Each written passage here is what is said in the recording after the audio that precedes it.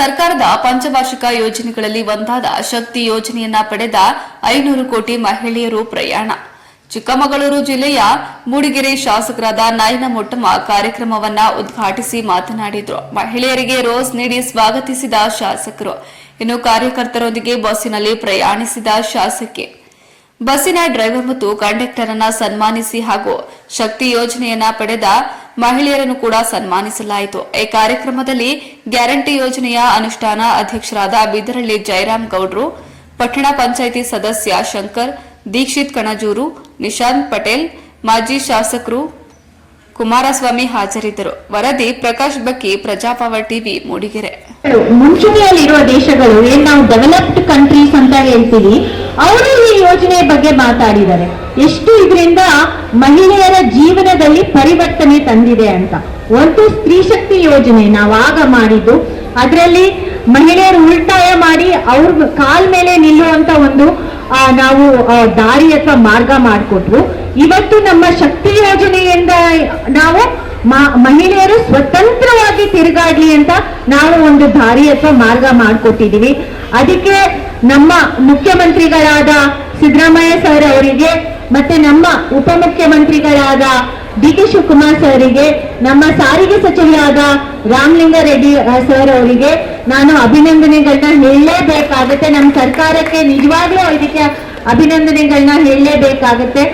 ನಾನು ಮಹಿಳೆಯರ ಹತ್ರ ಕೇಳ್ಕೊಳ್ಳೋದು, ನೀವೆಲ್ಲ ಈ ಒಂದು ಯೋಜನೆನ ನಿಮಗೆ 2,000 ರೂಪಾಯಿ ಎಲ್ಲರಿಗೂ ಸಿಗ್ತಾ ಇದೆಯೋ ಇಲ್ವೋ, ಬಟ್ ಆದ್ರೆ ಈ ಬಸ್ಸಿನ ಯೋಜನೆ ಪ್ರತಿಯೊಬ್ಬರಿಗೂ ಖಂಡಿತ ಸಿಗ್ತಾ ಇದೆ ಅಂತ ನಾನು ಹೇಳಬಲ್ಲೆ.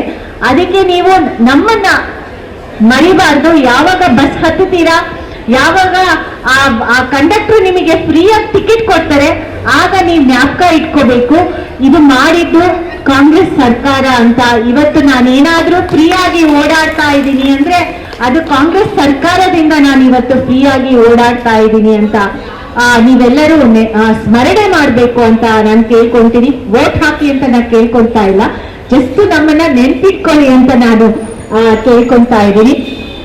ಮತ್ತೆ ಇದ್ರ ಉದ್ದೇಶ ಏನು ಅಂದ್ರೆ ಬರೀ ಸ್ವತಂತ್ರವಾಗಿ ತಿರುಗಾಡೋದಲ್ಲ, ಇದರಿಂದ ನಿಮಗೆ ಬೇರೆ ಎಲ್ಲ ಸ್ವತಂತ್ರನೂ ಸಿಗಬೇಕು ಅಂತ ನಮ್ಮ ಆಸೆ.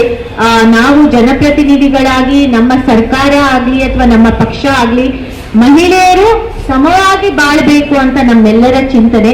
ಎಷ್ಟು ಸ್ವತಂತ್ರ ಗಂಡ್ಮಕ್ಳಿಗಿದೆ, ಎಷ್ಟು ಸ್ವಾವಲಂಬಿಗಳಾಗಿ ಗಂಡ್ಮಕ್ಳು ಜೀವನ ಮಾಡ್ತಾರೆ, ಅಷ್ಟೇ ಸ್ವತಂತ್ರವಾಗಿ ಅಷ್ಟೇ ಸ್ವಾವಲಂಬಿಗಳಾಗಿ ನೀವು ಹೆಣ್ಮಕ್ಳು ಜೀವನ ಮಾಡಬಹುದು ಅಂತ ಒಂದು ದಾರಿನ ನಾವು ತೋರಿಸ್ಕೊಟ್ಟಿದ್ದೀವಿ. ಒಂದು ಹುಡುಗಿಗೆ ಕೇಳಿದೆ, ಅವರು ಕಾಲೇಜಿಗೆ ಹೋಗ್ತಾ ಇದ್ದೀನಿ, ಇಲ್ಲೇ ಓದ್ತಾ ಇದ್ದೆ ಅಂತ ಹೇಳಿದ್ರು, PUC. ನಾನು ಕೇಳಿದೆ ಅನುಕೂಲ ಆಯ್ತಾ, ಅನುಕೂಲ ಆಗಿದೆಯಾ ಇದರಿಂದ ಅಂತ. ಯಾಕಂದ್ರೆ ನಾವು ಏನೇ ಒಂದು ಯೋಜನೆ ಮಾಡಿದ್ರೆ ಅದರಲ್ಲಿ ಸಾಮಾನ್ಯ ಜನರಿಗೆ ಹೆಚ್ಚಿನ ಮಟ್ಟದಲ್ಲಿ ಅವರಿಗೆ ಅನುಕೂಲ ಆಗಬೇಕು ಅಂತ ನಾನು ಭಾವಿಸ್ತೀನಿ. ಒಂದು ರೀತಿ ಎಲ್ಲ ಅಂದ್ರೆ ನಮ್ಮಲ್ಲಿ ಏನು ಅನ್ನಭಾಗ್ಯ ಇದೆ, ಅದರಿಂದನೂ ಸಾಕಷ್ಟು ಜನ ಪ್ರತಿಯೊಂದು ಕುಟುಂಬಕ್ಕೆ ಅದರಿಂದ ಅನುಕೂಲ ಆಗಿದೆ. ಆದ್ರೆ ಎಲ್ಲ ಯೋಜನೆಗಳನ್ನ ನಾನು ನೋಡಿದಾಗ ನನಗನ್ಸುತ್ತೆ ಹೆಚ್ಚಿನ ಒಂದು ರೀತಿ ಅನುಕೂಲ ಅದೃಷ್ಟ ಹೇಳ್ತಾರೆ ಅದಕ್ಕೆ ಸೋಷಿಯಲ್ ಇಂಜಿನಿಯರಿಂಗ್ ಅಂತ. ಸೋಷಿಯಲ್ ಇಂಜಿನಿಯರಿಂಗ್ ಅಂದ್ರೆ ಸಮಾಜದಲ್ಲಿ ಒಂದು ರೀತಿ ಬದಲಾವಣೆ ತರುವಂತ ಒಂದು ಯೋಜನೆ ಅಂದ್ರೆ ಇದು ಶಕ್ತಿ ಯೋಜನೆ ಅಂತ ನಾನು ಅನ್ಕೊಂತೀನಿ. ಯಾಕಂದ್ರೆ ಇದರಿಂದ ಮಹಿಳೆಯರಿಗೆ ನಿಜವಾಗ್ಲೂ ಸ್ವಾವಲಂಬಿ ಆಗಲಿಕ್ಕೆ ಒಂದು ದೊಡ್ಡ ಹೆಜ್ಜೆ ನಮ್ಮ ಸರ್ಕಾರ ಇಟ್ಟಿದ್ದು. ಸಾಕಷ್ಟು ಟೀಕೆ ಟಿಪ್ಪಣಿ ಇದ್ರ ಮೇಲೆ ಬಂತು. ಯಾಕಂದ್ರೆ ನಾನ್ ನೋಡ್ತಾ ಇದ್ದೆ, ಫಸ್ಟ್ ಮೀಡಿಯಾದವರು ಬಸ್ಸಲ್ಲಿ ಜಗಳ ಆಗ್ತಾ ಇದನ್ನ ಕವರ್ ಮಾಡ್ತಾ ಇದ್ರು. ಅದು ನನಗೆ ಬೇಜಾರಾಗ್ತಾ ಇತ್ತು. ಯಾಕಂದ್ರೆ ಮಹಿಳೆಯರಿಗೆ ಇನ್ನೊಬ್ಬರು ಮಹಿಳೆಯರ ಜೊತೆ ಆಗ ಬರೋದಿಲ್ಲ ಅಂತ ತೋರಿಸ್ತಾ ಇದ್ರು. ಆದ್ರೆ ಇದರಿಂದ ಸಮಾಜದಲ್ಲಿ ನಿಜವಾದ ಬದಲಾವಣೆ ಹೇಗೆ ತಂದಿದೆ ಅಂತ ಅದನ್ನ ತೋರಿಸ್ಲಿಕ್ಕೆ ಯಾರು ಮುಂದೆ ಬರ್ಲಿಲ್ಲ. ಎಷ್ಟು ಜನಕ್ಕೆ ಇದರಿಂದ ಫ್ರೀಯಾಗಿ ಓಡಾಡ್ತಿದ್ದಾರೆ, ಎಷ್ಟು ಜನ ಭಯ ಇಲ್ದಲೇ ಓಡಾಡ್ತಾ ಇದ್ದಾರೆ. ಭಯ ಇಲ್ದಲೇ ಓಡಾಡ್ತಾ ಇದೆಯಾ? ಅವರನ್ನೇ ನಾನು ಮಾತಾಡ್ಸಿದ್ದೆ. ಏನ್ ಹೇಳಿದ್ರಿ ಹೆಸರು? ಅಕ್ಷತಾ. ಅದು ಇಲೆಖಾನ್ ಹೊರಟ್ಟಿಯಿಂದ ಬರ್ತಾ ಇರೋದಲ್ವಾ? ಅದು ನೋಡಿ, ಇಲೆಖಾನ್ ಹೊರಟ್ಟಿ ನಮ್ಮ ಲಾಸ್ಟ್ ಊರು. ನನ್ನ ಕ್ಷೇತ್ರದಲ್ಲಿ ಚಾರ್ಮಡಿ ಘಾಟಲ್ಲಿ ಇರುವ ಊರು. ಅವಳು ಇವತ್ತು ಫ್ರೀಯಾಗಿ ಓಡಾಡ್ತಾ ಇದ್ದಾಳೆ. ದೊಡ್ಡ ಒಳ್ಳೆ ಉದಾಹರಣೆ ಅವಳು.